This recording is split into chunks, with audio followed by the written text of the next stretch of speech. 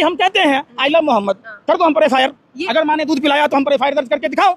हम बोले एक सनातनी हिंदू बता रहा है जिस धर्म में नर सेवा नारायण सेवा की बात है, जो नर का सम्मान ईश्वर का सम्मान बताया गया है, मोहम्मद साहब भी ईश्वर है, गुरु गोविंद सिंह जी गुरु नानक देव जी ईश्वर है। बोल रहा हूँ किसी भाजपाई विश्व हिंदू परिषद बजरंग दल वालों के माँ ने दूध पिलाया, हम पर एफआईआर दर्ज कराओ, हमको हम बाबा साहब अम्बेडकर के संविधान को मानते हैं कि तुम्हारे बाप के संविधान को मानेंगे हम? नहीं चलेगा देश में ये सब। तिलकधारी होकर भी आई लव मोहम्मद क्यों नहीं बोलेंगे? हम आई लव मोहम्मद बोल रहे, हम आई लव गुरु गोविंद सिंह जी बोल रहे, हम आई लव गौतम बुद्ध बोल रहे, आई लव भगवान महावीर बोल रहे, क्या कर लेगा? अरे भाई संघियों का हाथ चट्टी वालों का देश है, इनके बाप ने कोई दहेज मिलाया? अरे भारत में सभी जाति सभी धर्म के पुरखों ने अपनी कुर्बानी दी है। दोस्तों अभी आपने शुरू में जो वीडियो देखा है, ये वीडियो आगे मैं आपको पूरा दिखाने जा रहा हूं और इसलिए ये वीडियो अभी बीच में मत छोड़कर जाना, क्योंकि दोस्तों आज इसमें मैं आपको ऐसी हकीकत दिखाने जा रहा हूं जो आपने अभी तक यूट्यूब पर कहीं नहीं देखी होगी। दोस्तों आपको तो ये जानकारी होगी ही, आई लव मोहम्मद कहने पर मुसलमानों को गिरफ्तार किया जा रहा है, उनके ऊपर एफआईआर की जा रही है और लोगों को विरोध और रैलियां नहीं निकालने दी जा रही है। दोस्तों आज जो मैं आपको वीडियो दिखाने जा रहा हूँ, सारी हकीकत इस वीडियो के अंदर पता चलेगी।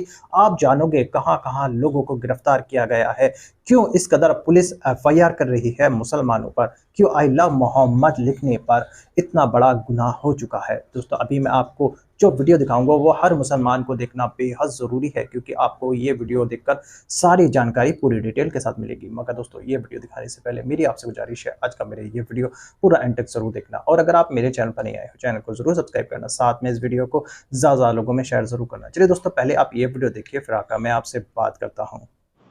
भारत की सभ्यता और संस्कृति विविधताओं की रही है, कई हजारों वर्षों से यहाँ सभी धर्म के लोग रहते हैं। खास करके मैं जिस बिहार से आता वहाँ सर्वधर्म संभाव की बात होती है।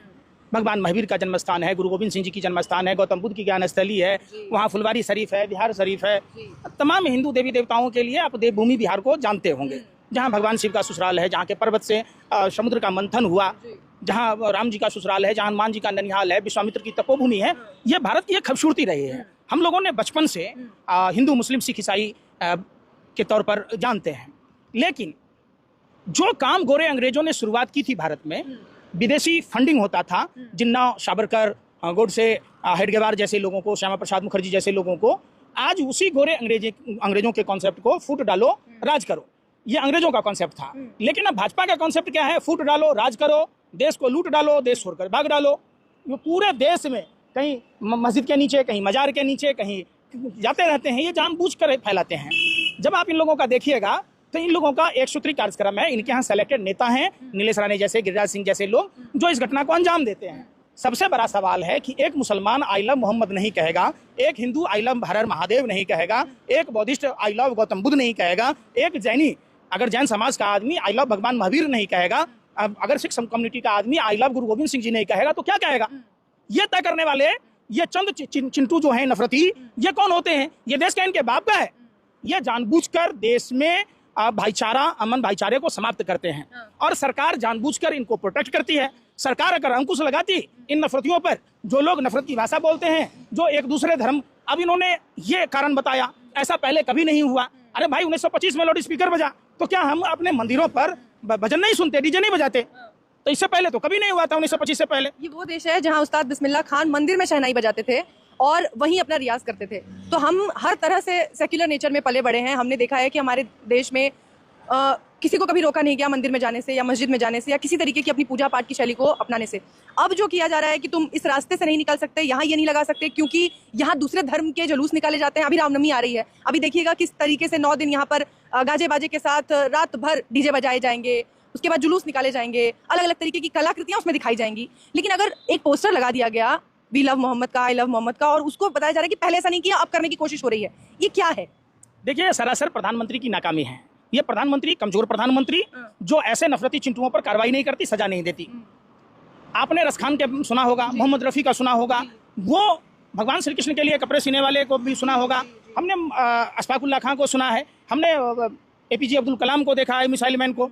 तो भारत सभी जाति सभी धर्म के लोगों का है।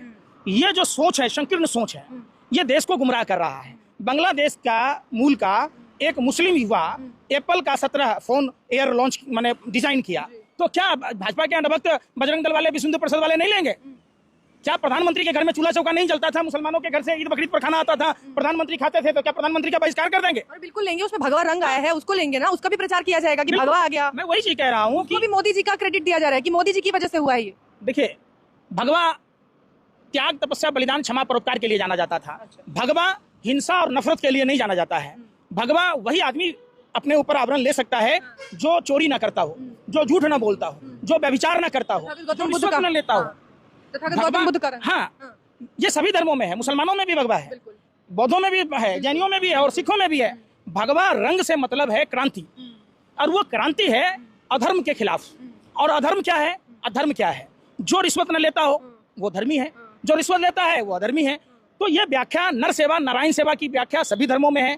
लोभ, क्रोध, निंदा, ये सारी चीजें जब आप धर्म को पढ़ेंगे, आत्मसात करेंगे, तो इन सब चीजों को समझना होगा। सबसे अहम सवाल यह है, उत्तर प्रदेश में जो कानपुर पुलिस है उनको लेकर, उत्तर प्रदेश की प्रशासन व्यवस्था को लेकर एक तरफा कैसे काम कर सकते हैं? कर रही है ना। उसमें उत्तर प्रदेश में खास करके ही नहीं, पूरे देश में आरएसएस के पृष्ठभूमि के लोगों को पदों पर बिठाया जाता है। जैसा आपने यादव हाईकोर्ट का जो जज था, उसकी बहाली की प्रक्रिया देखे कैसे बाधित किया। चुनाव आयोग का मुख्य आयुक्त जो बनता है, उसकी प्रक्रिया को बाधित किया गया। तमाम जो सिस्टम है उसको हाईजैक किया भाजपा ने, चूंकि अपने मन मुताबिक करें। वरना देश में जब न्यायालय थी, किसी की इजाजत नहीं थी, किसी की हिम्मत नहीं होती थी कि एक दूसरे धर्म के खिलाफ आप कुछ करके कार्रवाई होती थी। लेकिन इस सरकार में सैया हुआ कोतवाल, हम नंगा नाचेंगे, वो वाली बात है। इनके आका गद्दी पर बैठे हैं और आका के ही मेन मंत्र से ये देश में नफरत फैलाते हैं। भाई हम कहते हैं आई लव मोहम्मद, कर दो हम पर एफआईआर। अगर माँ ने दूध पिलाया तो हम पर एफआईआर दर्ज करके दिखाओ। हम बोले एक सनातनी हिंदू बता रहा है, जिस धर्म में नर सेवा नारायण सेवा की बात है, जो नर का सम्मान ईश्वर का सम्मान बताया गया है। मोहम्मद साहब भी ईश्वर है, गुरु गोविंद सिंह जी, गुरु नानक देव जी ईश्वर है। बोल रहा हूँ, किसी भाजपाई विश्व हिंदू परिषद बजरंग दल वालों के माँ ने दूध पिलाया, हम पर एफआईआर दर्ज कराओ, हमको काम। हम बाबा साहब अम्बेडकर के संविधान को मानते हैं कि तुम्हारे बाप के संविधान को मानेंगे हम?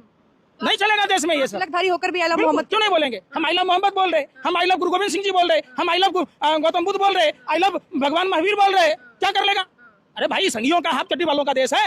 इनके बाप ने कोई दहेज में लाया? अरे भारत में सभी जाति सभी धर्म के पुरखों ने अपनी कुर्बानी दी है। 2600 लोग उम्र कैद की सजा काटे, 221 लोग फांसी की सजा काटे, पता नहीं कितने गुमनाम लोग भी होंगे। तो ये जो पुरखों की आजादी में कुर्बानी है, इस कुर्बानी को बेकार नहीं देने जाना चाहिए। और खास करके भाजपा आरएसएस के नेता, जो ये ब्रिटेनिया हुकूमत के दलाल थे, आज भी ये बाहर के मुल्कों के दलाल हैं। अमेरिका भारत को क्यों देगा $182 मिलियन? आप बताओ, रामलीला मैदान का खर्चा कौन उठाता था? वहां तो 10 लाख रुपए से ज्यादा खर्च था। तो ये विदेशी शक्तियों के हाथ में खेलने वाले कठपुतली हैं। ये गोरे अंग्रेजों की नाजायज संतानें हैं, जो आज भी भारत में डिवाइड एंड रूल की बात कहते हैं, देश में भ्रष्टाचार करते हैं। क्या ब्रिटेनिया हुकूमत लूटा होगा?